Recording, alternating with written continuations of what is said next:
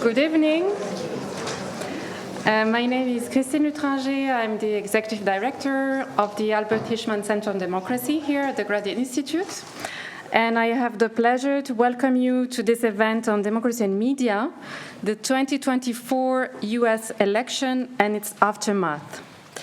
This event takes place in the context of the 10th edition of the Democracy Week, Semaine de la Démocratie, that has been promoted since 2015 by the Geneva Chancellery of State. The theme of the current edition of Democracy Week is Cultivating Democracy. 2024 is a significant electoral year, with over half of the world's population expected to cast their votes. However, many trends and practices are unfolding beyond the voting booth, during election campaigns, within media outlets and information ecosystems, and in various spaces such as schools, streets, and campuses, all reflecting a growingly polarized political environment.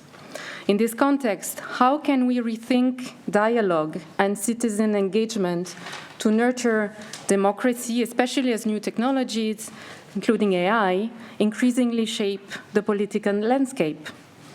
This keynote and panel discussion today speak to this question and to this concern.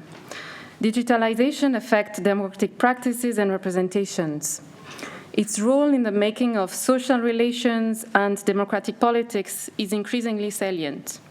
The overabundance of information, including deliberate misinformation and disinformation, also significantly affects electoral integrity and democratic processes.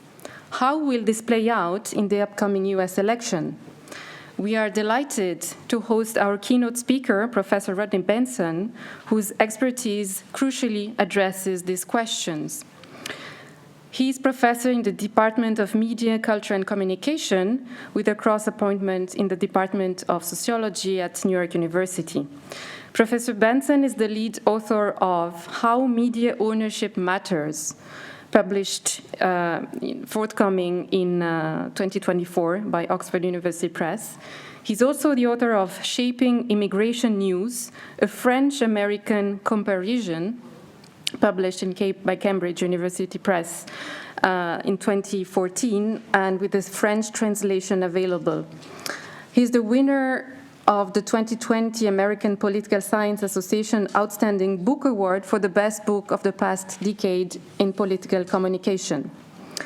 Among his previous publications, I would like to quote Media Systems Online and Offline, comparing the form of news in the US, Denmark, and France, or Rethinking the Sociology of Media Ownership.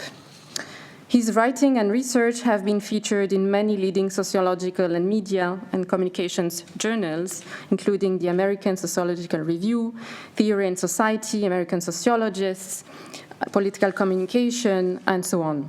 Thank you very much, Professor Benson, for accepting our invitation to Geneva and for being our guest of honor of the 2024 Geneva Democracy Week. We would like to acknowledge the generous support of the United States Mission to International Organizations in Geneva, which has funded since 2 years the visit of an eminent scholar connected to US academic institutions during Democracy Week. Rodney Benson will be in conversation with Irene Khan, UN Special Rapporteur on Freedom of Opinion and Expression, and Distinguished Fellow and Research Associate at the Albert Hirschman Center on Democracy here at the Graduate Institute, and Jussi Hanhimaki, Professor of International History and Politics at the Institute. The event will be moderated by Stéphanie Nebaye, journalist, former Reuters Geneva Bureau, and contributor to Weekly Geneva Observer. Welcome to all speakers and to the audience here at Maison de la Paix. I now would like to give the floor to Madame Michèle Righetti El-Zayadi, State Chancellor of the Republican State of Geneva, who will give a few words introduction. We are very grateful and honored by your presence today. And I take this opportunity to warmly thank the Chancellery of State on behalf of our center for all the support to our democracy program. Thank you.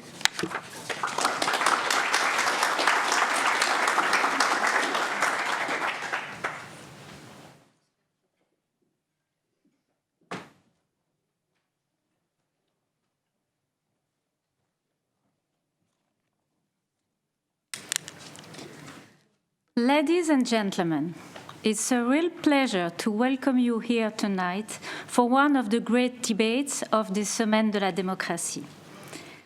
First and foremost, I would like to thank you all for delighting us of your presence tonight. In some weeks, the US presidential election will enthrall us once again. We will be able to follow the results live on TV and on the web. We will listen carefully to political comments. We will read newspaper and statements on social media. When we do this, let's not forget that democracy is not easy. Democracy is complex. Moreover, we live in an era where democracy is threatened by polarization. Mesdames, Messieurs, comme le soulignait le professeur Pascal Ciarini avant-hier, la polarisation dont je viens de parler a toujours existé. Idéologique, elle est en quelque sorte normale. Cependant, on constate aujourd'hui une forme de polarisation affective qui se traduit par une authentique hostilité envers le camp adverse.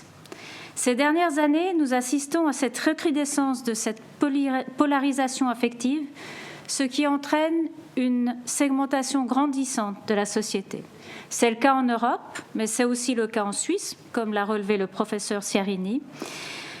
Et la Suisse, c'est clair, est un pays qui souffre finalement de ce phénomène, mais qui a des avantages. Parce que notre système démocratique nous offre une chance fantastique.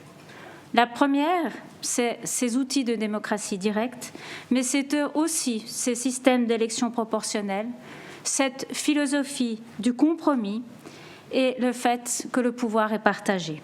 Il faut vraiment cultiver cette chance pour permettre de dépasser ces phénomènes de polarisation et de segmentation de plus en plus forts de la société. Ladies and gentlemen, democracy is threatened by polarization, as I said, but also by suspicions, by conspiracy theories, by misinformation, and by disinformation. Hence, the media have a strong role to play. Media are pillars of functioning democracy. They are the fourth power. They guarantee the free formation of opinion.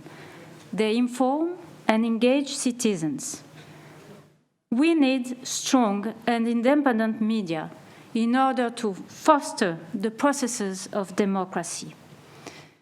However, we have seen how the media sector has been transformed in the past years. The traditional model of the written newspaper is under pressure everywhere, and also here in Switzerland and also in Geneva. There have been a multiplication of communication channels, which lead to an overload of general information. General information and individual opinions also have been amplified on social media. And we have to mention also the challenge of disinformation. On the field of ideology, it's a daily mission to raise our voice and fight against misinformation and disinformation. I will not steal more time, and I give the floor to the debate, another key component of a functioning democracy. Thank you for attention, and have a nice evening. Thank you.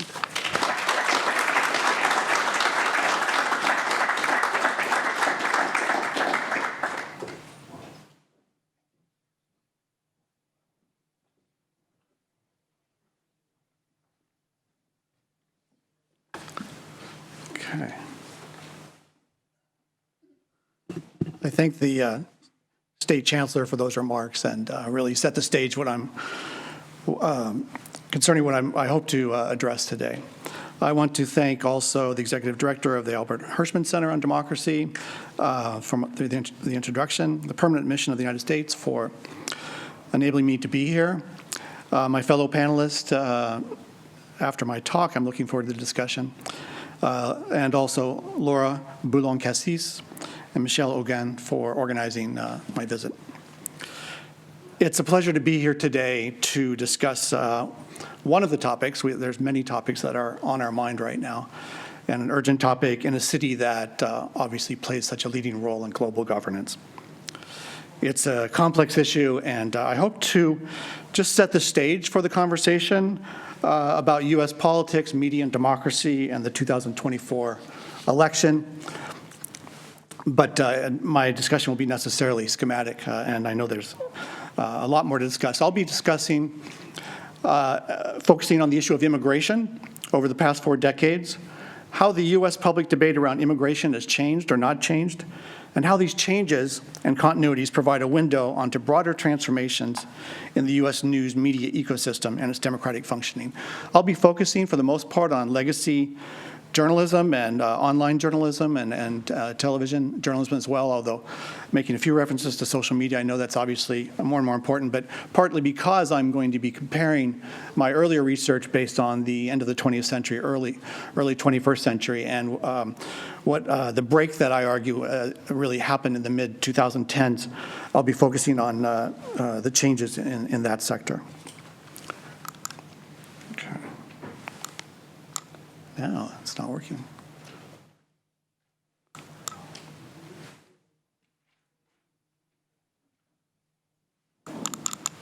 Do I need some tech help? Sorry about that.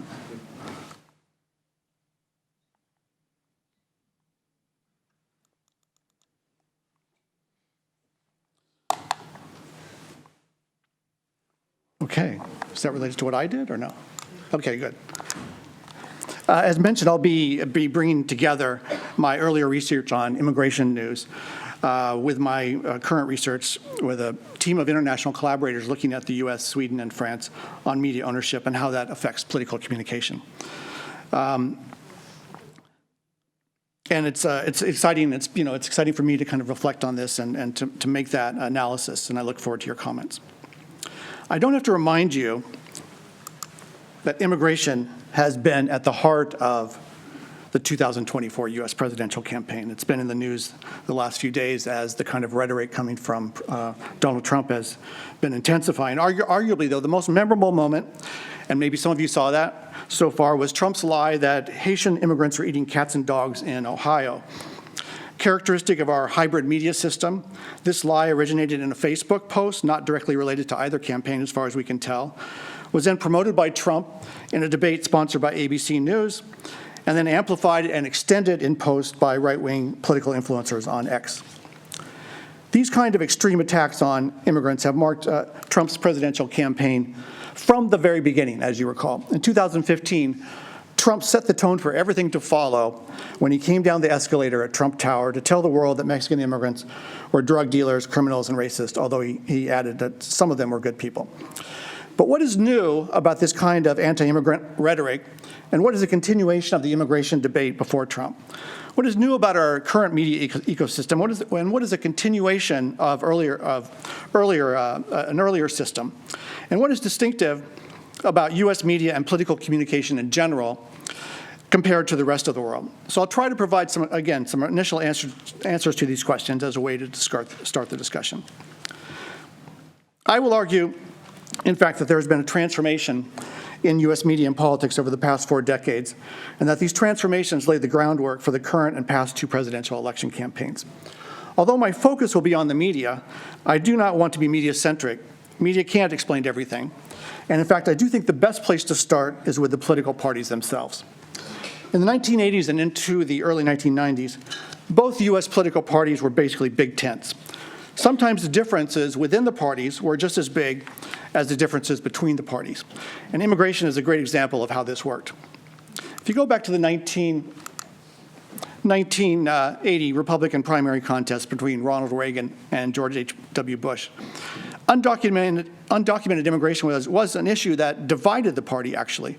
On one side, you had businesses that supported immigration to fill needed jobs. On the other side, you had stirrings of citizens in states like California, Arizona, and Texas, just like now, concerned with border control. For its part, the Democratic Party was divided between some labor unions and environmentalist groups that wanted to restrict immigration versus Latino human rights and other human rights groups that advocated on behalf of immigrants' rights. So in this debate, I think it illustrates how this was playing out.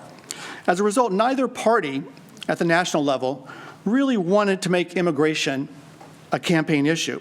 So in this debate, you see both Reagan and Bush trying to find a way to reconcile these competing interests. Bush said, I quote, "I'd like to find an approach that would be so sensitive and so understanding about labor needs and human needs that the problem wouldn't come up."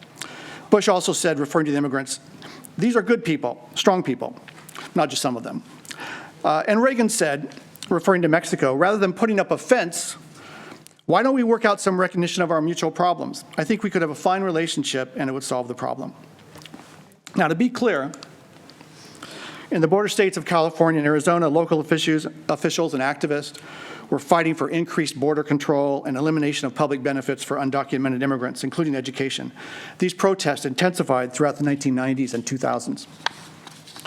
Yet even in 2006, at the same time that anti-immigration activism was heating up, Republican President George W. Bush distanced himself from the most extreme rhetoric and pushed for comprehensive immigration reform.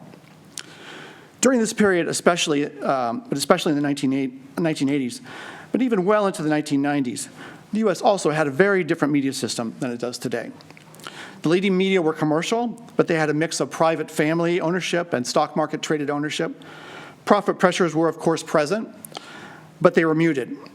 There was also more public interest regulation. Commercial TV and radio operated under public licenses, which required them to create programs in the public interest. TV news was also required to abide by the so-called fairness doctrine, if you remember that, which was ended in the 1980s, which required them to present contrasting viewpoints in any discussion of public issues. Finally, there was less competition and just a lot fewer media outlets than we have today. It was what political scientist Marcus Pryor has called a low-choice media environment. Most newspapers operated with local monopolies and primarily served local audiences. National media essentially consisted of 3 national news magazines, 3 national television networks, and a small public media and radio, which had just been established in the early 1970s. Finally, professional norms of journalistic practice generally followed from this structural context.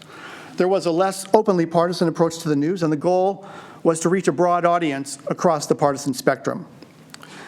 Then as now, much of the political news focused on the horse race, campaign strategies, and who was up or down in the polls. Specific to immigration, one way that this depoliticized approach manifested itself was with in-depth, long-form narrative journalism. The purpose of this journalism, as a New York Times immigration reporter told me, was to show the concrete impact of immigration policies so that you could connect to the audience. She contrasted this with her observations of German journalism, which she felt was much more abstract and disconnected from the public. However, when U.S. journalists did cover the policy debate, they used a different approach. Political scientists use the term indexing to describe how media tend to follow, not lead. The media let the politicians set the agenda, and then they index their coverage to whatever the politicians are saying. In my book, Shaping Immigration News, which compares the U.S. and France, I identified 10 broad immigration frames. Each of these frames are answers to the question, what kind of problem or success story is immigration? In both the U.S. and France, most of the coverage emphasized either threat or victim frames, rarely hero frames that highlighted how immigration and immigrants were positively contributing to society. In particular, 2 frames dominated, the humanitarian and the public order frame, or as one French immigration journalist put it, immigrants were covered either from the angle of human misery or crime. These frames had a certain audience, and a certain kind of audience and a certain kind of civic appeal, and they raised important issues, but they were also powerful stories with drama, conflict, and often violence. I found, however, that whether the humanitarian or the public order frame dominated depended on how the news was generated. The humanitarian frame tended to be emphasized in news generated by civil society activism or journalistic investigations. In contrast, the threat frame was highest when the news was generated by government or party actions. But which parties? In a subsequent study of 2011 and 2012, it was a study of undocumented immigration coverage in Norway, France, and the US. We were able to answer this question more precisely, so I was working with colleagues from those countries.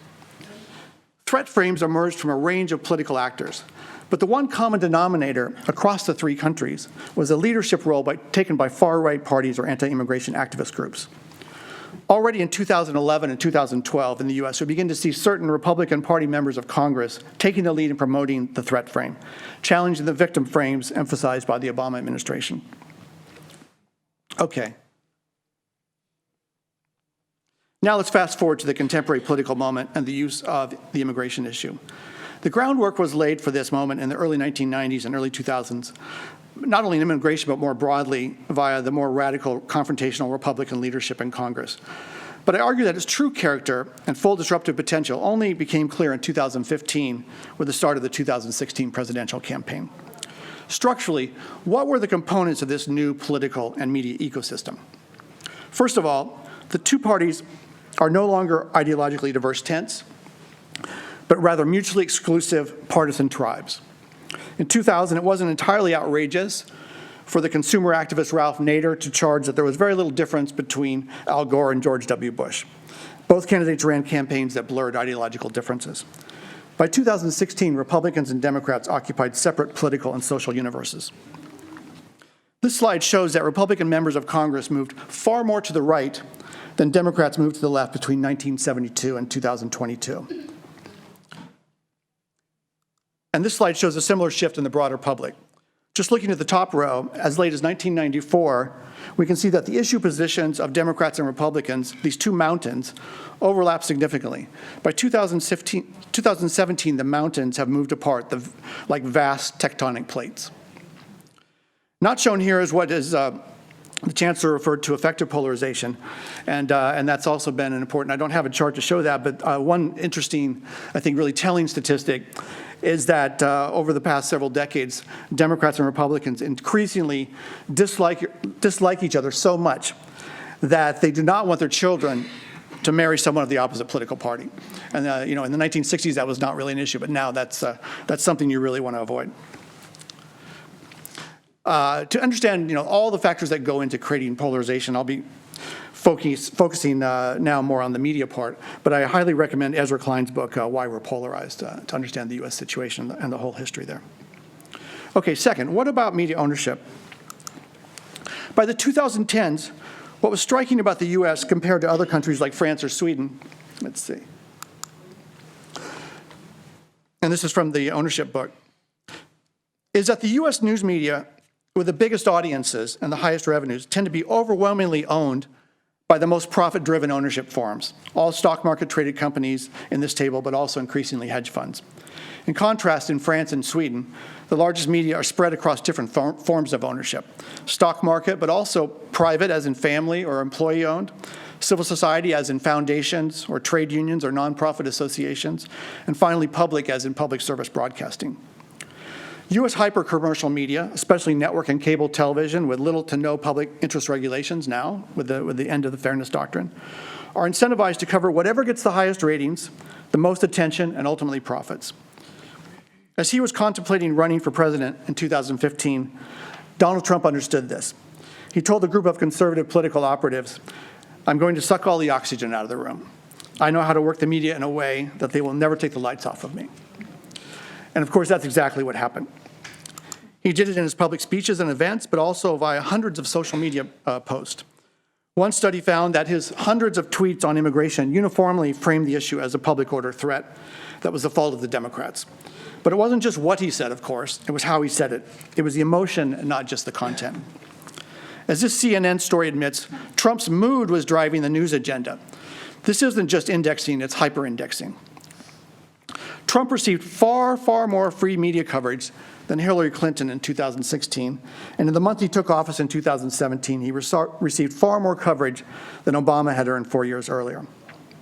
In How Media Ownership Matters, we analyzed news content in the fall of 2015 through the summer of 2016 during the period of the Republican and Democratic primaries. And what we found is that the more profit-driven the news outlet, the more outsized the attention to Trump. These word clouds illustrate the difference. In the middle, you see the nonprofit Christian Science Monitor, where Trump was just one name among many that received coverage. But at the stock market traded CNN and USA Today, Trump dwarfed every other name and topic of coverage. And Trump then used this attention to fundamentally shift the dynamics of the U.S. immigration debate. This article in 2015 refers to the so-called Donald Trump effect, changing the U.S. immigration debate. It actually refers to the Norway-U.S.-France study I mentioned earlier, where we showed that politicians on the right tended to be the leading promoters of threat frames.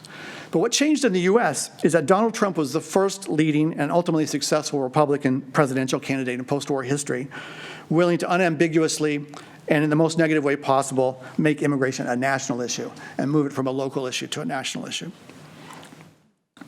Throughout his political career, Trump has continued to use the immigration issue for this purpose. And it doesn't matter if journalists criticize him for saying these things. It doesn't matter if the coverage is negative. It doesn't matter if he is lying and the press says over and over that he is lying. What matters is that we are talking about him, and we are talking about immigration as a problem in the way that he defines it. And in that sense, he's winning the game. The Berkeley linguist George Lakoff wrote a book about framing, actually, called Don't Think of an Elephant. And his point is in the title, right? It's kind of like President Nixon saying, I'm not a crook. As Lakoff wrote, when we negate a frame, we evoke the frame. In other words, even when we deny a frame, it just ensures that people will keep thinking in terms of that frame. The only way to undermine a frame is to ignore it and present a different frame. But indexing, the professional imperative that the politician set the agenda, not the journalist, makes it difficult for media to change the frame. One, that might be perceived as advocacy. As long as you are just reporting what politicians are saying, you're being neutral professionals. But two, I think certainly at the highest executive levels at some media outlets, you actually may not want to change the frame. It's not because you like the frame or you agree with it, but because another frame might not be nearly as successful in attracting and keeping an audience. And we had a rare bout of public candor on this when the CEO, and you may recall this, the CEO of CBS News, admitted as much. He said, the wall-to-wall coverage of Donald Trump may not be good for America, but it's damn good for CBS. Now, my point here is not to pick on CBS, but CBS as a stock market-traded TV company is representative of profit-driven commercial TV in general. And in study after study, researchers have shown that public TV, public service broadcasting, covers immigration in a much different way than commercial TV. It covers it in a more positive and nuanced way. And this difference between commercial and public TV influences the public. People who watch more commercial TV news about immigration have more negative attitudes and perceptions of immigrants and are more likely to support populist political candidates than those who watch public TV. Now, as I mentioned earlier, the U.S. has high-quality but very weakly funded and small audience public TV and radio, PBS, the Public Broadcasting Service, and NPR, National Public Radio. Since the early 2000s, the U.S. has also had a vital and growing nonprofit sector. The number of nonprofit news outlets in the U.S. has grown exponentially from less than a few dozen at the beginning of the century to more than 300 now. And that, in a way, is partially filling the gap of the newspaper industry, which has been collapsing across the country. However, even the largest of these nonprofits, such as ProPublica or the Texas Tribune, are less than half the size of PBS. And this shows total revenues in the mid to late 2010s. And it shows that, as we can see compared to Fox News, CNN, the New York Times, and ABC, NPR and PBS are much, much smaller operations. Fox News generated more than $2.5 billion. In contrast, NPR had less than 10% of Fox News' budget, around $200 million. And PBS had around 1% of Fox News' budget, around $30 million. And as you can see, the nonprofits like ProPublica, that's the largest in the U.S. right now, unless you count the Christian Science Monitor, which is slightly larger. But you basically can't even see them on that chart now. To put this in international perspective, the U.S. spends less than $3 per capita in public funding for TV and radio, far less than virtually any other democracy in the world. And even if you add public funding is, half or less of the funding for NPR and PBS. And even if you add philanthropic and corporate underwriting, the basic pattern doesn't change. For the immigration debate, this means that U.S. public media, as well as nonprofit media, have not been able to play a significant role in this election. They're not a significant agenda setter or trusted honest broker, partly because, not because they're not doing good work, but because they're just not that visible. And so they can't play the kind of role that I think PSB plays across Western Europe, in Sweden, in France, in Germany, and from my impression here in Switzerland. Third, what else has changed in the US media ecosystem? And here I think we get to the media, the aspect of the media that relates to polarization directly. We have moved from a low-choice system to a high-choice system. This began with the rise of the cable in the 1980s and especially 1990s, and the internet, of course, in the late 1990s and early 2000s. But the full effects of these changes were not felt until the 2010s, I would argue. How did this change transform the public sphere? I mentioned earlier the Princeton political scientist Marcus Pryor. Pryor argued that in a low-choice media environment, many people who were not all that interested in politics received some information about politics simply because they couldn't avoid it. When they watched appointment TV, if they turned the TV on at 6 p.m. in the US or 8 p.m. in France, the only thing on was news. And so sometimes they watched the news, basically because there wasn't any choice. But once cable came along, suddenly at the same time you had news, you also had other options. You had The Simpsons on at the same time. You had sports, you had reality TV, and a lot of people took those options. So now if you weren't interested in politics, you could avoid it entirely. But these news avoiders tended to be more moderate. And so the moderates, a lot of more centrist voters, they consume less political news, and eventually a lot of them dropped out altogether. So who was left watching the news? The people who are really, really interested in politics. And what we know about the people who are really, really interested in politics is that they tend to be more partisan. So savvy political news outlets soon realized that the best way to find their audience was to have a stronger partisan identity in order to attract audiences with strong partisan identities. We see the intensity of the U.S. partisan market sorting when we compare the ideological distribution of news audiences in the U.S. on bottom compared to the U.K. in the middle and Germany at the top. And I want to make clear, I'm talking about the audience. There's been an audience sorting. I mean, certainly many of the outlets that have very partisan audiences are doing their best to be neutral in various ways and to continue to do professional journalism. But there is no doubt that the audiences for much of the mainstream media have moved to the left. And then conversely, media for various right-wing media have, audiences for those media have moved to the right. So I think what's distinctive here about the U.S. is that the U.S. audiences are clustered at some distance from the center, especially on the right, with an almost total absence of media with a center-right audience. In contrast, audiences of news media in the UK and Germany are clustered much more closely around the center. Another way of representing what is going on in the US is captured in the research by Yochai Benkler and colleagues at Harvard. Looking at media inlinks or social media shares, they show that there are distinct blue Democratic and red Republican media spheres with very little cross-pollination. In the middle are a handful of crossover green media, Reuters, like our moderator today, financial media like Bloomberg and the Wall Street Journal, USA Today. These are some media that continue to share readers across the ideological divide. These separate spheres reflect radically different attitudes about media bias. And so some have argued that maybe PBS can play that role, or NPR can play that role of a kind of more centrist media. Maybe, and if you look at the aggregate of all U.S. audiences, they PBS and NPR actually look pretty high. They have that sort of a net positive level of from the public that basically think they're not so biased. They're not one of the biased media. But you have to look at this next chart because this just aggregates everyone together. And then as soon as you break it down by Republican identity, that completely disappears. And so then what you see is that basically Republicans don't trust any media for the most part, and they trust Fox and the Wall Street Journal a little bit. And so PBS is on there. It's fairly high, but it's a negative 22% net trust on the right. It's not like they trust PBS. They just trust it. They just trust it a little bit less than most of the other media. Most of the trust for PBS is coming on the left, or on the center left. But basically, PBS News has a net positive bias score of 70% on the left, right? So this is the situation we face, that no media outlet really can serve as that kind of honest broker in the middle. What does this mean for contemporary U.S. journalistic practice? Many of the practices I mentioned as characteristics of the old media ecosystem still exist, especially the indexing imperative, also the horse race focus in the campaign. But Benkler et al. Offer a really powerful analysis of how the blue and red media spheres now operate according to very different journalistic logics.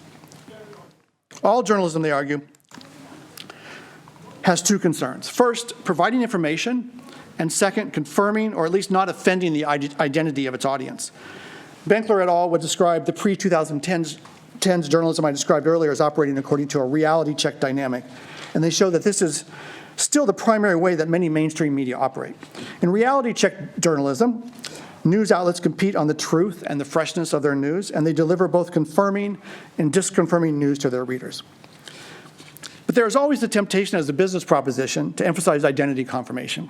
If you just tell your audience what they want to hear, you'll probably get a bigger audience, and you'll get a more loyal audience than if you just tell them news that they don't want to hear. And this, of course, is exactly what Rupert Murdoch did when he moved into the American market, especially in cable news with Fox News. And once you start doing this, it's hard to turn back. You have to create an alternate reality, and you have to do everything possible to discredit your critics, which is why Fox News spends so much time attacking CNN and the New York Times. You do everything you can to discredit these critics, and according to Benkler et al., this type of media operates according to a propaganda feedback loop. Media that are part of the propaganda feedback loop ecosystem have every incentive to continue telling these audiences what they want to hear. They have little or no incentive to tell them the truth. So just to give one example of how this works around the issue of immigration, we saw a great example of this after it was shown that there was no evidence that Haitian immigrants were eating cats and dogs in Springfield, Ohio. And in fact, the person that started the rumor has actually apologized for posting that on Facebook. You would know that if you read the New York Times. You might not know that if you only read Fox News. So if you watch or read Fox News online, it was really difficult to find this clarification. They did report this fact, but it was not in the headline. It was not the main focus. They buried it in a long interview with a local politician who only reinforced the overall negative framing of Haitian refugees as culturally other, so the top interview. In the headline it says, "They don't understand the laws. There are cultural clashes," right? Or you can run a story that turns the tables and attacks the mainstream media for not seeing the big picture. And here we see the right-wing website, The Blaze, publishing a story about J.D. Vance attacking CNN for being too focused on the details and not acknowledging the larger truth about immigrants posing a public order and cultural threat. In contrast, when Tim Walz, not on the immigration issue, but when Tim Walz misrepresented when he visited China in the wake of the 1989 Tiananmen Square protest, the New York Times clearly called him out for it.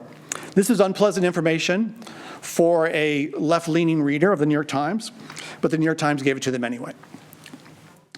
So in contrast to the late 20th century news media, the post-2015 media political order of the U.S.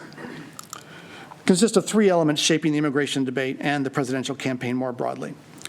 First, we have to acknowledge that, as many have, that misinformation is coming from the top.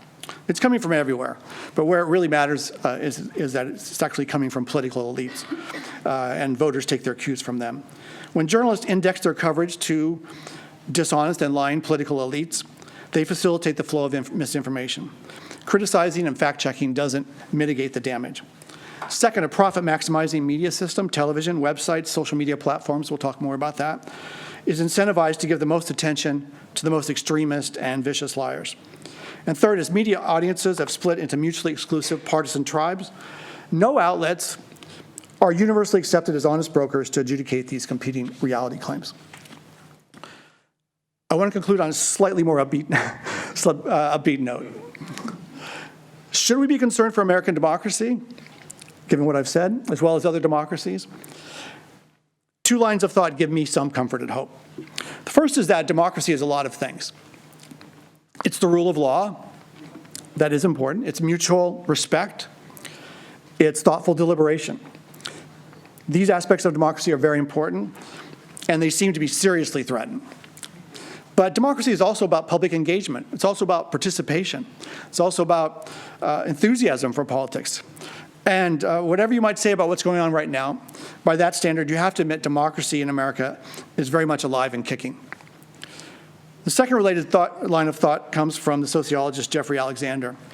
He says we should stop thinking about politics as a mostly failed debating society and start seeing it as a dramatic performance akin to a ritual. And like any ritual, the goal is not to debate and to discuss, but to achieve solidarity as a community. But achieving solidarity always involves the construction of a we against a them, a hero against a villain. And so what is happening now is not actually that unusual for a democracy. Alexander reminds us that democracy has always involved struggle and conflict, and that it doesn't move forward in a linear fashion. Every few steps forward are followed by steps backward. In Alexander's terminology, frontlash is inevitably followed by backlash. That doesn't mean we should passively accept the demagogue's threat to democracy. It just means that the struggle for democracy is inherently fraught and fragile. So we just have to do what we can and realize that the struggle will never end. The struggle is democracy. Thank you, and I look forward to the discussion.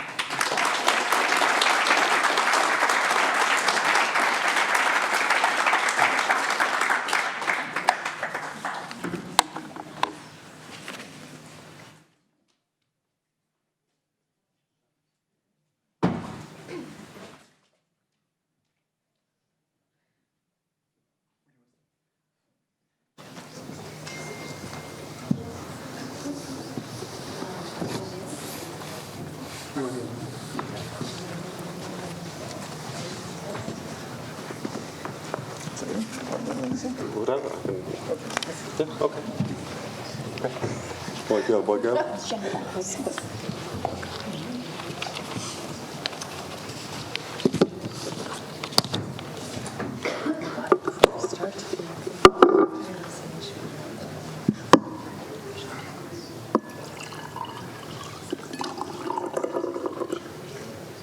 You know what's while we drink.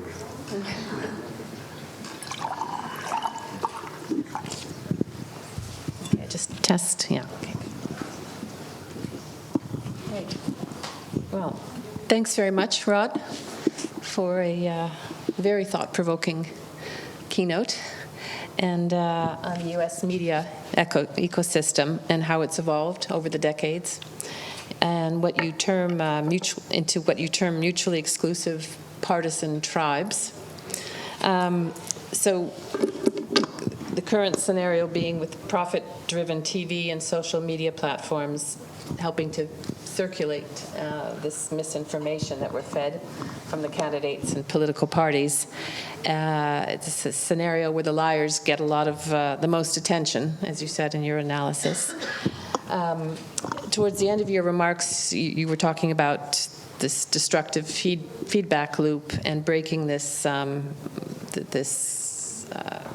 situation, which has been intensified by Trump and not created by him, as you said. This feedback loop on issues including immigration, which are framed as a threat by some politicians.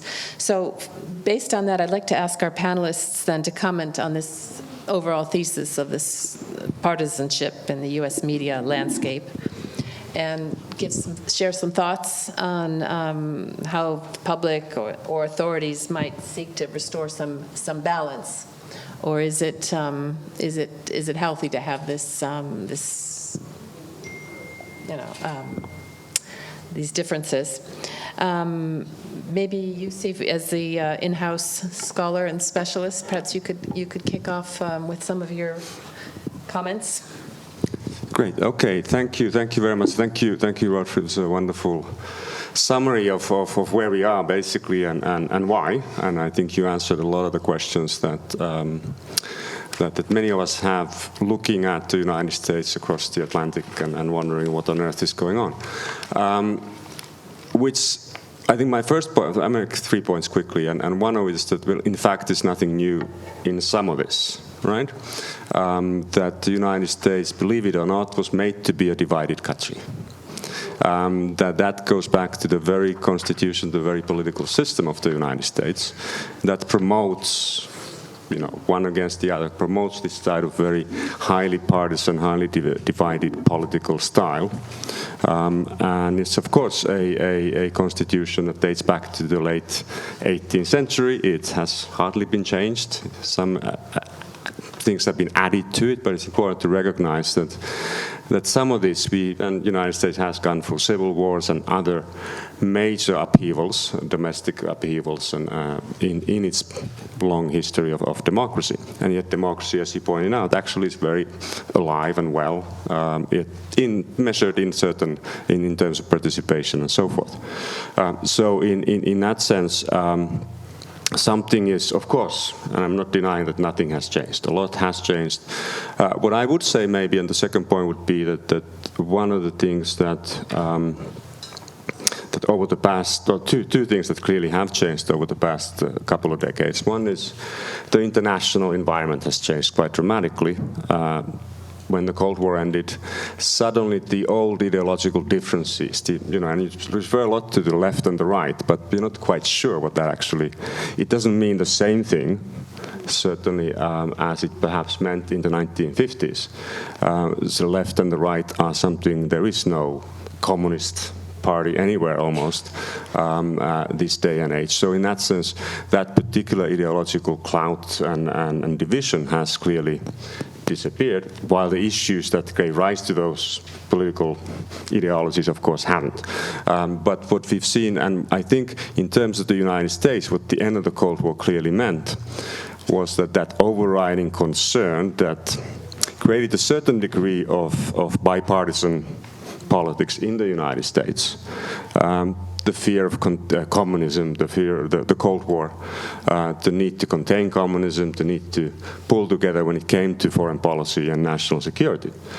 That sort of glue has, to an extent, disappeared in the early 1990s and perhaps shifted American politics increasingly towards the issues of domestic concern, often which are or give rise to these divisions, very heated divisions like immigration questions and issues. So I think that certainly is something that when you put this in a historical context, as one historian likes to do, then we see these sort of shifts and changes, but also continuities clearly that are there. My last point was just to point out, and you sort of alluded to this in your last remarks, that there's obvious paradox in all of this, because the United States also is a country that champions freedom of speech. You can say whatever the hell you want. Unfortunately, there is no sanction, really, when you say something that is patently untrue and can create or boost violence and so forth. So that is something that is obviously extremely problematic, especially in an age which has the media environment. The other big change that has taken place over the last couple of decades, the media environment that, for any number of reasons that you very clearly outlined, promotes this sort of divisions, divided politics and so forth. But at the heart of it, why it's possible to have this, of course, lies the very simple idea about freedom of speech. You can say what you believe, and facts don't really matter as a consequence. If you do believe something about, I don't know, Haitian immigrants, for example, then it doesn't matter if it's not true to any number of people. And there's no sanction, there's no real punishment for that. And I think that's where then internationally perhaps the United States stands apart from many other democracies, in a sense that so-called hate speech is certainly not particularly, it's not condoned in the same kind of way in perhaps more politically consensual societies like the European ones, and obviously post-World War II Germany being an interesting example in this regard. But maybe I'll stop there, because I'm sure others have more interesting things to say. Well, I would like to also talk about right, but in a different sense of the word, because, as you know, I'm a human rights advocate.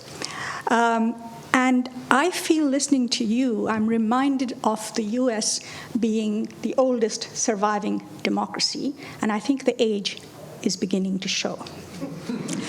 And the age is beginning to show in that you mentioned the First Amendment. When was the First Amendment created? Late 18th century. So they were still fighting as sovereign. There is no sense of a right that belongs to people, and therefore there are some boundaries to that right insofar as you have to protect the rights of others.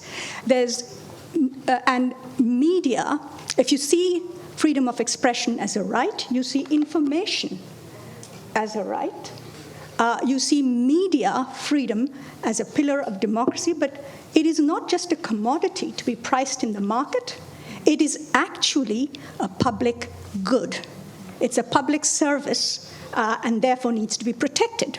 None of us would ever dream, no government would ever dream of poisoning a water supply, right? Because water is a public utility, but the media streams are being poisoned in the political game. So it seems to me that that kind of system of what is happening now goes back to an old system where I have found, I've studied in the US, I studied human rights in the US, but the human rights studies were always, the term human rights is used in the US to depict the rest of the world, the international system.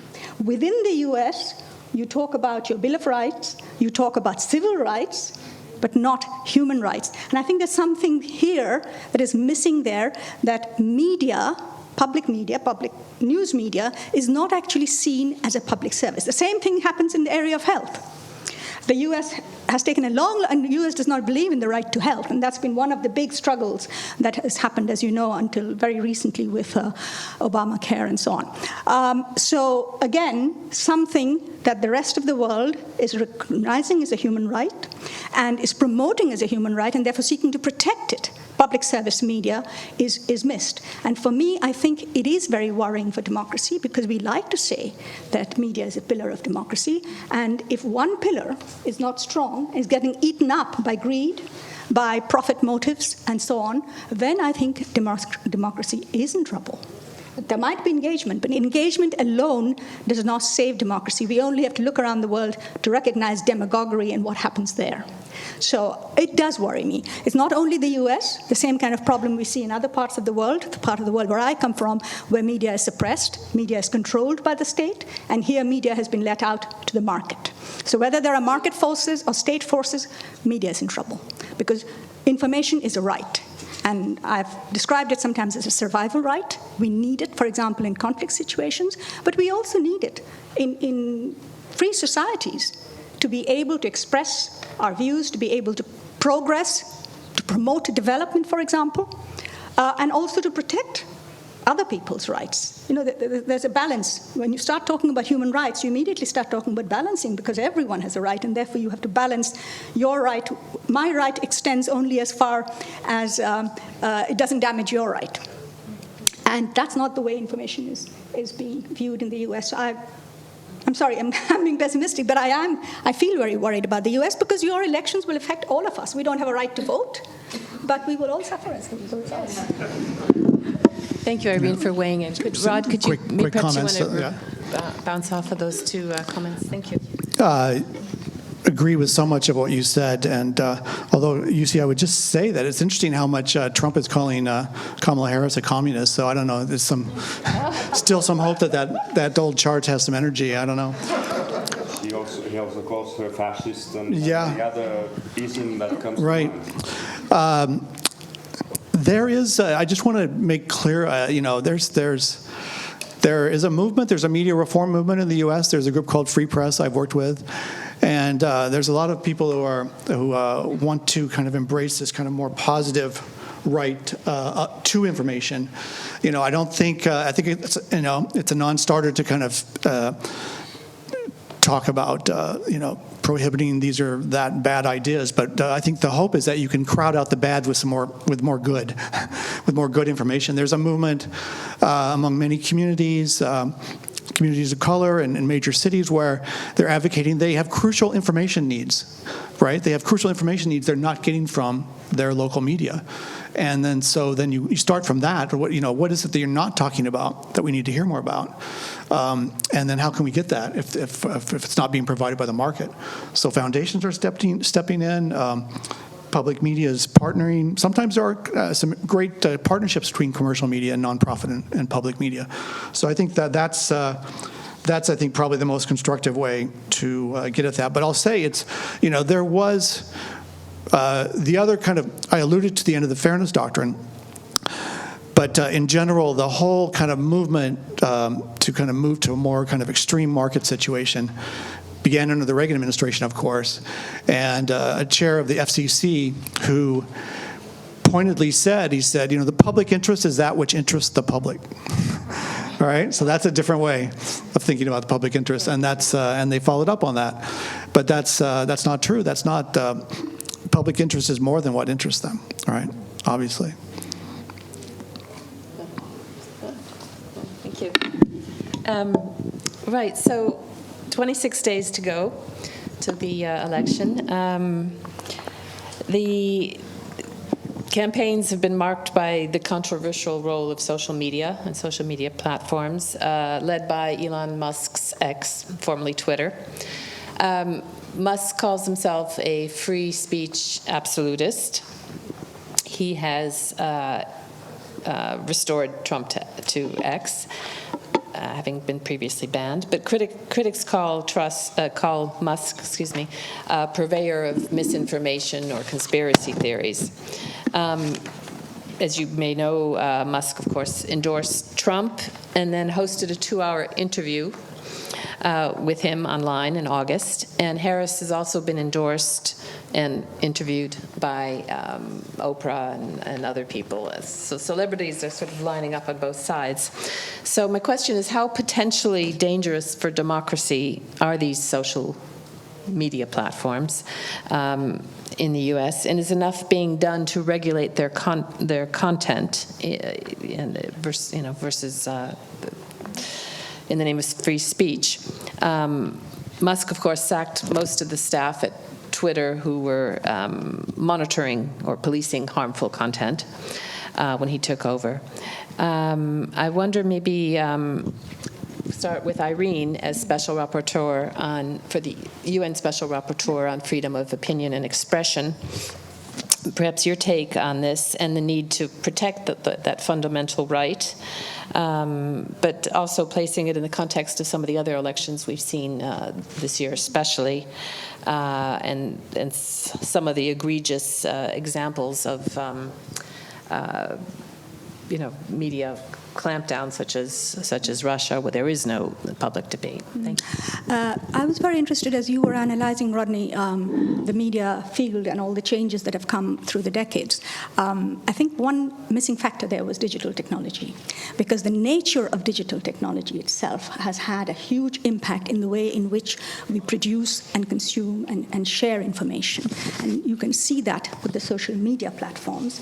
And it's the very business model of social media that leads to polarization. That's something that we need to keep in mind. It isn't just the amplification. It's driving us down these rabbit holes of our own prejudices and spreading information that is sensational, because that keeps people more engaged, and therefore you can mine the data more easily. So there's a whole problem there with the business model, and that goes beyond Elon Musk. Like Trump, just as Trump has manipulated communications to promote himself, Elon Musk is manipulating X to really optimize for himself the value of this kind of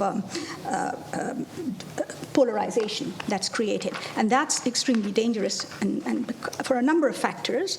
The first is actually the share of political spending that has been happening and consumption on social media is increasing hugely. Apparently, compared to the 2020 election, it has gone up 87%. So it's almost doubled. And what is also interesting, that when you look at news, Gen Z, or Z as we say here, they actually, 74% of them learn about elections and political parties through social media. So you can see where the younger people are going. And the campaigns, the election campaigns, have promoted influencers. They've drafted them into their campaigns in a way that has never happened before.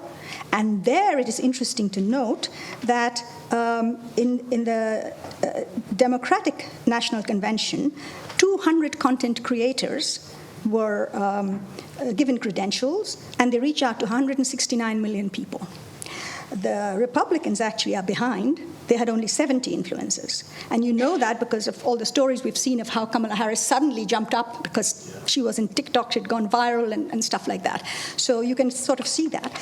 But on the other side, of course, the FCC, the Federal Election Commission, doesn't actually look at influence participation in terms of how much is being spent on it or how it's affecting. There's no regulation, no understanding of application of U.S. finance laws to influencers. And yet they are actually promoting a lot of the influence and they're directing things in a certain way. And then you mentioned ownership, media ownership, and that's something that I have looked at very carefully in terms of legacy media as well, how dangerous it is. And even in Europe, until the Media Freedom Act was introduced in March this year, there was no requirement in any European Union country to be transparent about media ownership. When it comes to social media, of course, ownership brings responsibility. But in social media, we don't see that link being made between social media platforms and their responsibility in terms of how information is being produced and spread on their platforms. We've had, as you know, Elon Musk's statements were deemed as incitement to violence in the UK with these recent riots that took place because of what he said. So I think there is a huge problem there because platforms like Meta and others, if you ask them, they will tell you that they are doing the best and they've done this and that. But then if you go deeper, particularly into the political ads and how much money they're making out of it, the profit interest, I mean, these are profit-making commercial companies. Again, like your traditional legacy media, there is so much money in there and so much money to be made by promoting hate, more money to be made by promoting hate than by promoting amity, then where do you go? I have recently done a study on Gaza and the conflict in Gaza, and there we've seen very clearly that Meta's political ad income on pro-Israeli anti-Palestinian ads, for example, has gone up 400% times for something like $4 million in 2022, and then in 2023, 2024, it's gone up to about $484 million of political ads there. So they have a huge profit motive in spreading hate, whether it's anti-Semitism or anti-Palestinian racism. So why on earth won't they do it? So you can see this whole business about money and lack of regulation and lack of understanding of what you regulate. Because when you talk about regulation, I would again push this issue about information should not be over-regulated, because then, of course, you are infringing on freedom. But there are certain processes, certain areas where you need to be careful that free speech doesn't end up as hate speech or harmful speech. And those lines are not laid down clearly in a market-driven environment, whether it is for social media or whether it's for legacy media. And without an understanding of what is the nature of a right that we have to preserve. Because there's a lot of good, I think, also in your First Amendment in terms of the freedom that it gives people to have those different debates and discussions and diversity of views.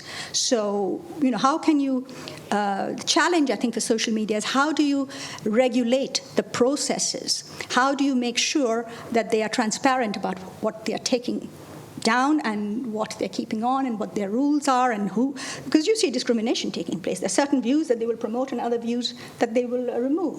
I mean, Musk himself is an example of that. On X, he will say certain things when it suits him and not allow other things in other ways. So there needs to be more understanding of regulation as well, but you do need to have a rights-based, my argument would be a rights-based approach to information is very much needed in the 21st century. Rod, did you want to? Thank you for those fantastic remarks. And I think you have to be careful about regulation, but I think Europe has kind of shown that you can regulate, and the platforms have to respond to that. So if there's a will, there's a way. And I think also one of the ways to kind of move forward is through antitrust, not necessarily by winning antitrust suits, but by threatening them, because I don't think that breaking up Facebook or Google would actually change that much. If you divided it, you'd have 2 or 3 companies doing the same thing that the big company was doing before.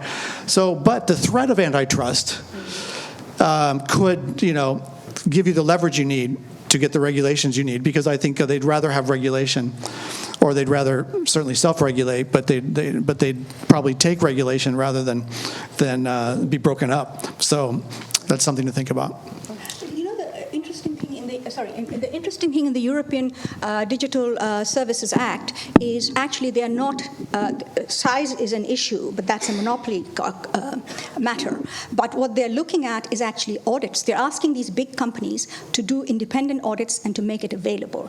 Like algorithmic audits? Exactly. Right. Audits, and what are they taking down? Where do you see the threats? How are you managing the threats? As a big company, how are you managing the threats? Obviously, the threats are defined under law in terms of prohibition of harmful speech and so on, child pornography and other issues like that. So they are putting the sort of transparency window there and saying, okay, tell us what you're doing. There is also in the Digital Services Act a provision by which companies are compelled to share data with researchers, because when we look at social media, unlike legacy media, you or I would not be able to do the kind of analysis that you did on media on social media, because we need to really understand how digital technology works.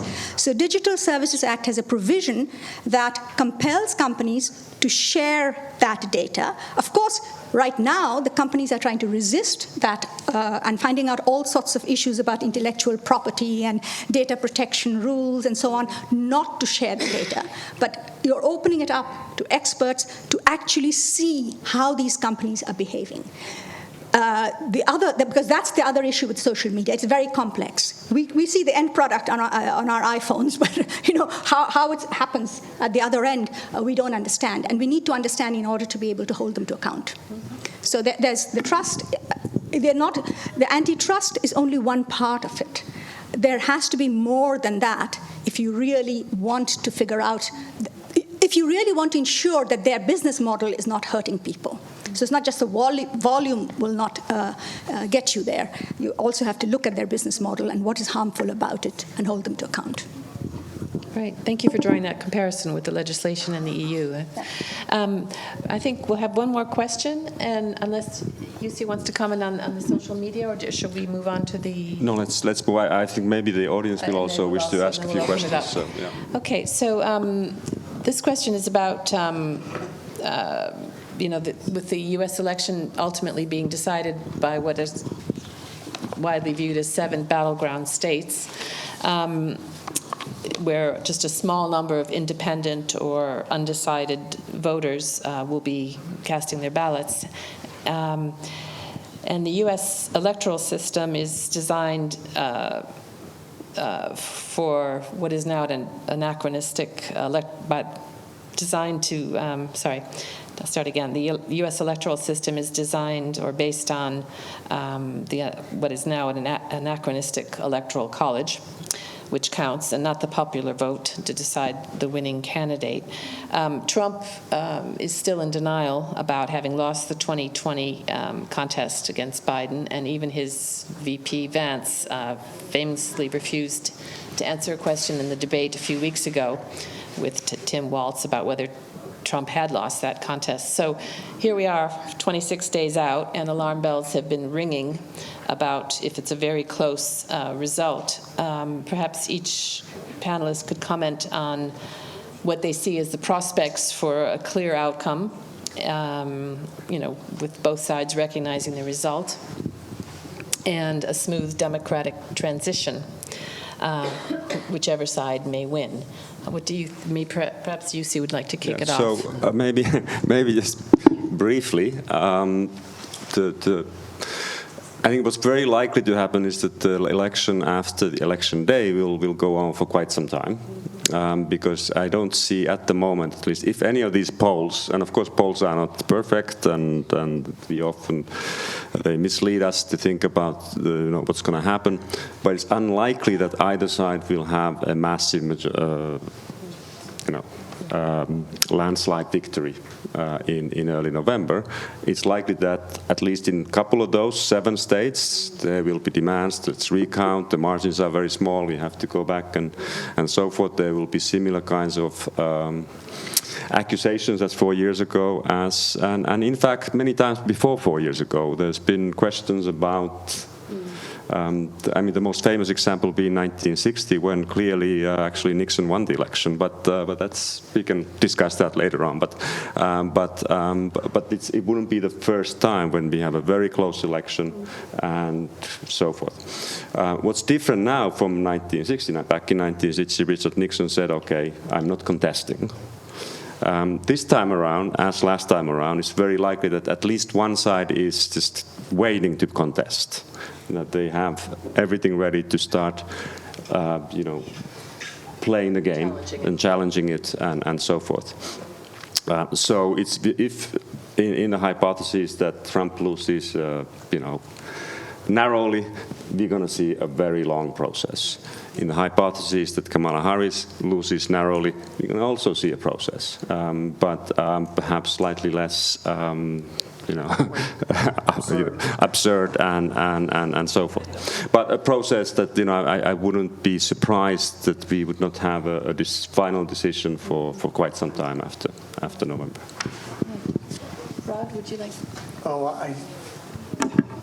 I agree with all those points. I mean, I don't know what to speculate about it. But what I hope is that, regardless of the outcome, that we begin to see some serious conversations about not just media reform, but restructuring our political system. Because I think it is clearly, I agree, it's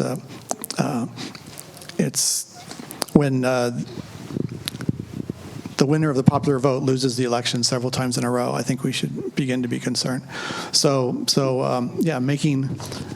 making America not great again, but America. How about making America democratic again, and not in the sense of the Democratic Party, but reforming the Electoral College, voter registration. Just a host of things, and I think to just get back to what I started with, what's going on in the political parties. I don't know how we can force that change, but I hope that there are some voices of conscience and sanity in the two parties, and especially in the Republican Party, that can begin to think about long-term change and to think about their role in some of these destructive actions. Right. Certainly a need for reform. I think, Irene, just before you made some you made an interesting comment before we started tonight. You said about the U.S. system being unique. I'll let you finish your thought there. Yes. Because it was, the thing that bothers me, or I wonder, whatever the results are, to what extent the rule of law will prevail, or people's trust in the rule of law will prevail, because one of the other institutions that has been dented in the U.S. has been the Supreme Court. The trust in the Supreme Court is also very low. And the last time round, I think the institutions actually behaved very well. In 2020, the institutions actually did behave very well, including the institution of the vice president, right? So this time round, those institutions will be manipulated, could be manipulated, or could be perceived as being manipulated. Because the basic issue with media, or with the rule of law, or with democracy, actually, is public trust. And that public trust is quite low at the moment because you have no trust between people. So that's going to be an issue. And of course, the old system, which we were talking earlier about your electoral system, etc. That is again from a time when people wanted to control the state. In the modern times, actually, the state has been given a lot more power because people trust the state, particularly democratic countries. We trust in Switzerland, the state does all kinds of things and people just go along with it because they believe that the state is making the right decision, is keeping their interests in mind. And that sort of in the US, you have this old-fashioned system that is coming in to operate now. And then if the courts don't understand and don't, particularly the Supreme Court, doesn't make the right decision, then I think that's probably a big risk there. Okay, thank you to all three panelists. We're opening up the floor now, so if people have questions, we're keen for them. If perhaps you could just briefly introduce yourself and try to stick to questions rather than comments. So the gentleman in the very center, please, if you have a mic. Thank you. Thank you very much for this very interesting conference that has been very thought-developing. And so my name is David. I'm a master's student at the Geneva University. So the role of media, as you can see, has been very important also in elections, etc. But I would like to have some of your insight on the role of. You mentioned also the influencers doing their different conventions, whether it's Democratic or Republican. Could you give us also some insight, whether it's from a sociological or media or other point of view of foreign meddling in the elections, whether it's also from a media point of view, it was proven that during 2016 election, there has been some meddling from the Russian authorities that has a lot influenced the media when there was the whole issues about Trump saying very horrible and sexist remarks. At this moment appeared the issue of Kamala Harris, the Hillary Clinton emails. So it has been proven that there's been also foreign meddling in the media, in the US media. And recently, for example, Putin has said he supports Kamala Harris, which has been very surprising. But would foreign powers what is the influence of foreign powers in US election media? Good question, thank you. Foreign meddling and manipulation, potentially. Maybe, Rod, would you like to address that, please? It's hard to know. I mean, we knew, a lot of this in the last 2016 election, we were able to kind of reconstruct a lot of what happened in that election, and we found that various influencers or various people creating content in Eastern Europe or East Central Europe, and how mass. I think it's part of the mix. But I think we're doing a pretty good job domestically in circulating misinformation that I don't feel like we can pass it off to foreign agents causing the trouble for us. So, sure, that it's going to be in the mix, but I think, it's true, though. I just wanted to follow up. That's right. That's my students in my political communication class. They're getting their news from influencers and on TikTok and on YouTube. Although, often when people say they get their media from social media, they're getting legacy media through the social media too. That's part of the feed. So they're getting a mix of different kinds of influencers. And some of the interesting work I've seen recently, Reese Peck is a scholar, has looked at Fox News, and now he's also looking at right-wing influencers. And one of the interesting phenomena that's emerging is influencers. There's the extreme partisan influencers, but there's also influencers. They say that Joe Rogan is used as an example of this. It's kind of a horseshoe pattern.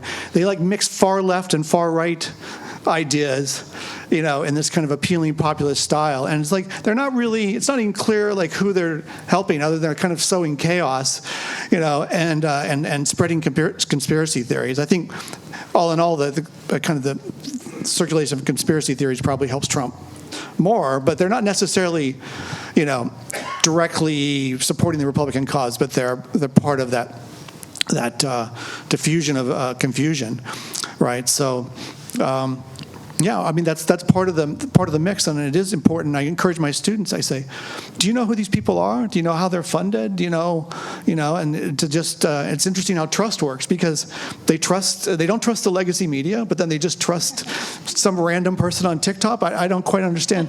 So maybe it's you could say, oh, maybe it's media literacy, but it's definitely going on. But you have to think about the incentives of the platforms, the business incentives, and how, you can't just appeal to people's ethics or goodwill. It's like people are acting a certain way because they're working within an ecosystem that incentivizes them to do certain things, and so you have to figure out a way to change those incentives if you want change.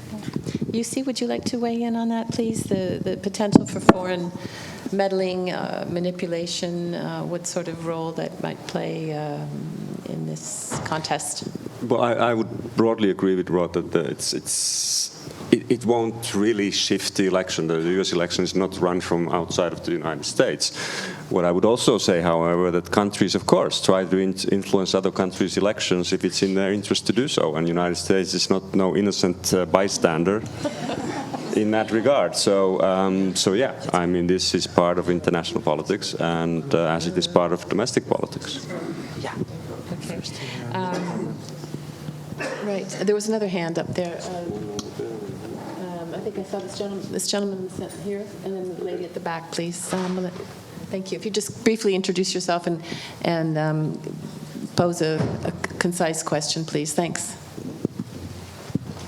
Thank you. My name is Alexei Barbuk. I'm from Belarusian mission here. And it was very interesting to follow the discussion. Thank you very much to Professor Benson and to all who made comments. My question is as follows.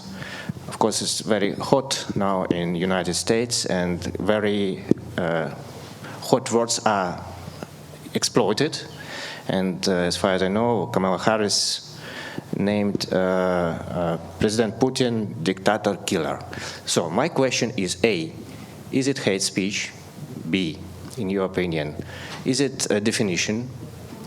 C, Democrats are inclined to human aspect, and they're emotional. Mr. Biden presented beautiful sunglasses in Geneva here. So after going through crisis, they will be great friends. C, it's a sign that Democratic Party is not going to deal with Mr. Putin when he is a president, and there may be Cold War. Or C, or maybe another option. Thank you. Would you like to answer the question from the gentleman from the Russian mission? Anyone who would like to? Belarusian, excuse me. Thank you. Misheard. Thank you. We take maybe a couple of other questions, All right, then perhaps, maybe we can come perhaps back we to can, this, yeah, we can group them, and perhaps the lady in the back next. Hi, my name's Alyssa Reindell. I'm a communications consultant, and I've noticed in the last 10 to 15 years, the media actually use the words misinformation and disinformation instead of lies, falsehoods, untruths. I'd like to know why the media are doing this, and whether you think this is actually diluting or making lies and falsehoods seem more benign, less harmful. It's really bothering me that we're not calling them what they are, lies, falsehoods. Instead, we're using these long words to obscure what they actually are. Thank you. Perhaps just the gentleman on the aisle there on the right. Yes, sir. Yeah, if you'd go. And then we'll take those three. Yeah. Thank you very much. A very warm thank you for the presentation. My name is Vincent Agulo, I'm a researcher. I would want to find out, please, with what we've been having from the lecture so far, one thought is still strong in my heart. I said it yesterday during the presentation, that is democracy under threat? Is democracy under threat? The sustainability of our democracy today. I'm asking this question with reference to what has been happening internationally, from what we've been seeing from the US, which has, especially with Donald Trump's approval of Putin and all that, his relationship with Putin and all that. And this has effect in pseudo-democracy, in giving birth to pseudo-democracies in different parts of the world, especially West Africa, where we've had queues and after one after the other due to the body language from the US. I would want to ask, sir, what would you think is the future of democracy? What is the future of democracy in the world? What kind of democracy is the US giving the world?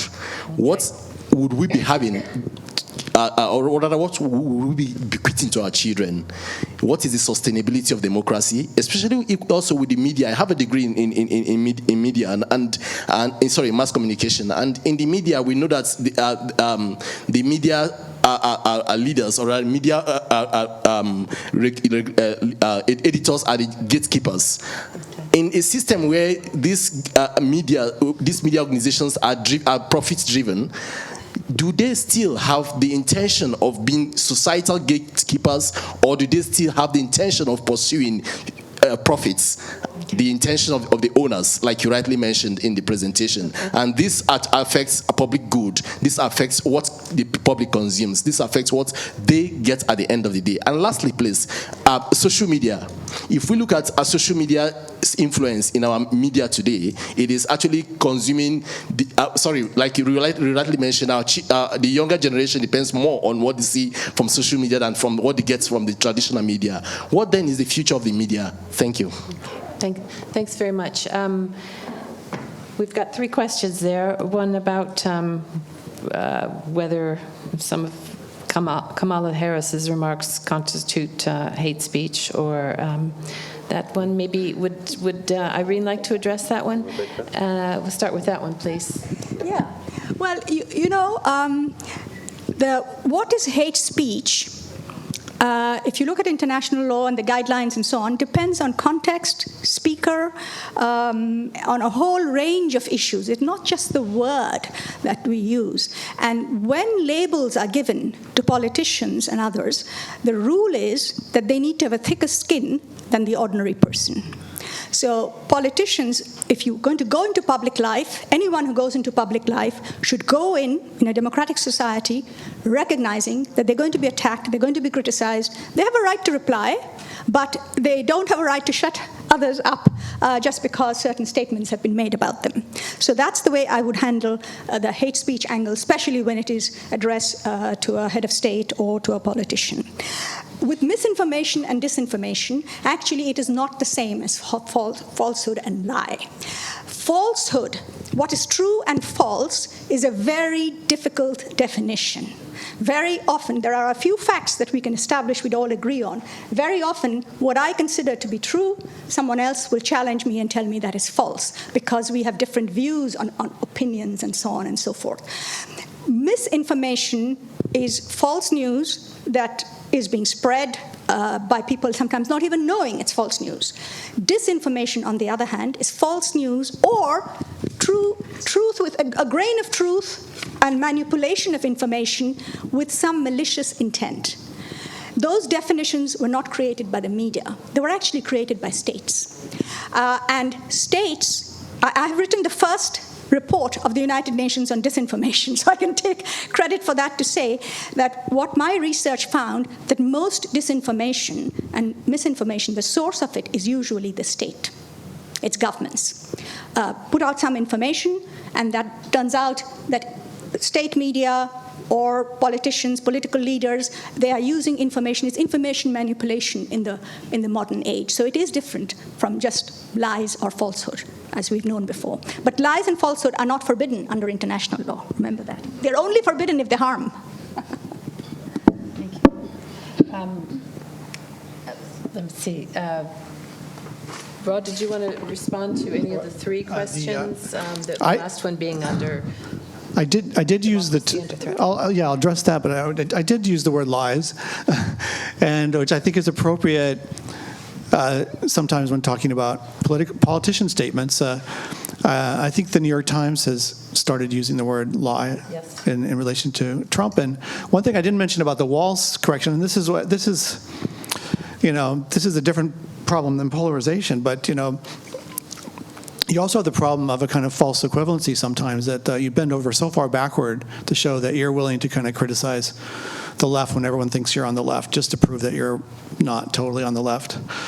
And the New York Times does that kind of thing. You're referring to his to Tim Walz. So they make a big deal. They made a big deal out of the one time, and maybe there were a couple or three. I don't know. There was like, okay, Walz has misspoken. Maybe he's lied. Okay.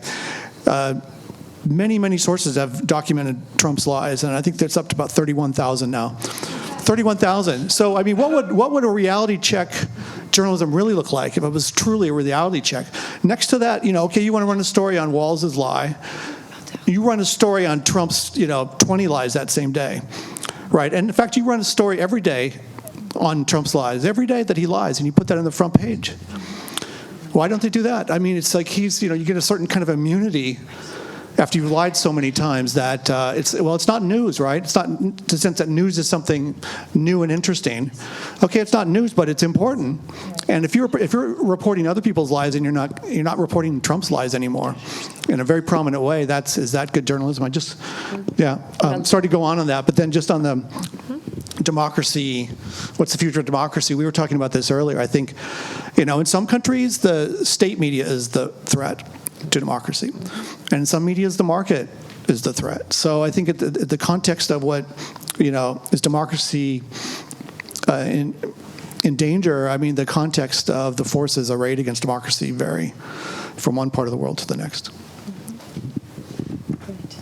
And just to backtrack a bit, I mean, there's many critics of the mainstream media for not coming down hard enough on Trump and his twisting of the truth and outright lies, of course. I think we've run out of time. It's after 8, but I want to thank all of the panelists and Rod for his keynote remarks. It kicked off a very lively debate.